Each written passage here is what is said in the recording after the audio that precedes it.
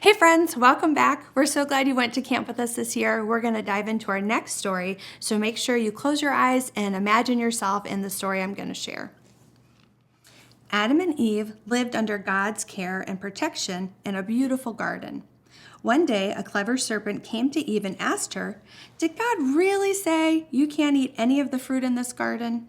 Eve answered, "We can eat any fruit we like, except from the fruit from the tree of knowledge. God said if we eat that fruit or even touch it, we'll die."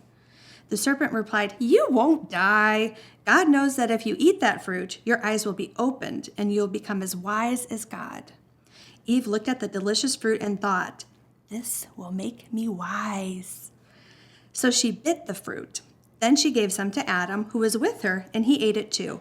Instantly, their eyes were opened, and they felt ashamed and afraid, so they tied leaves together to cover up their nakedness.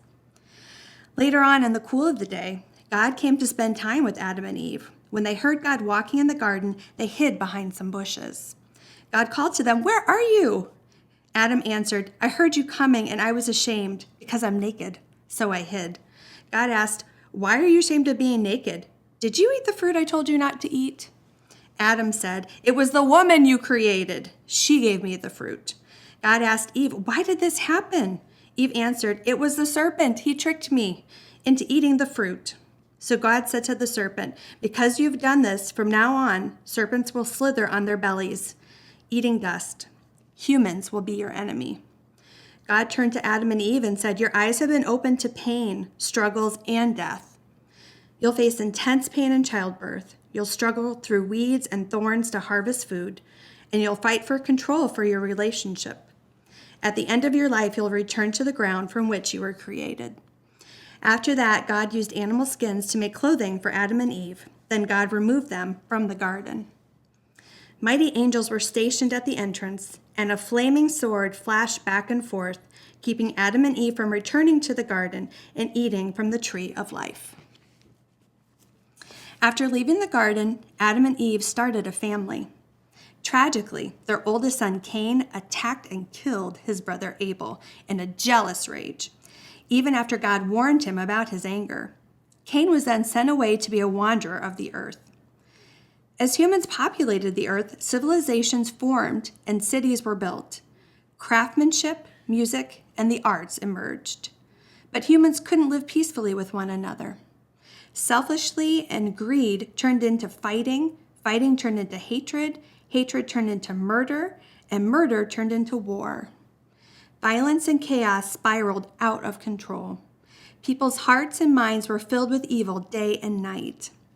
Humans had forgotten that they were created in God's image, and God's heart was broken. God said, "Humans have made me regret that I created them. I must start over." But there was one man named Noah who still followed God's ways. So God gave Noah a plan to protect his family and save each kind of creature on the earth. Noah carefully followed God's instructions and built a large boat called an ark. When it was finished, Noah's family and pairs of each kind of animal boarded the boat. Suddenly, water burst from the ground and poured from the sky. The rain didn't stop for 40 days. Water rose higher and higher until it covered even the tallest mountains. Life was decimated, but Noah and his family and all the animals with them were safe, floating in the ark on the surface of the water. After many months, God stirred winds that blew across the waters, causing them to recede. The ark landed safely on a mountainside. Noah and his family stepped out into the damp ground.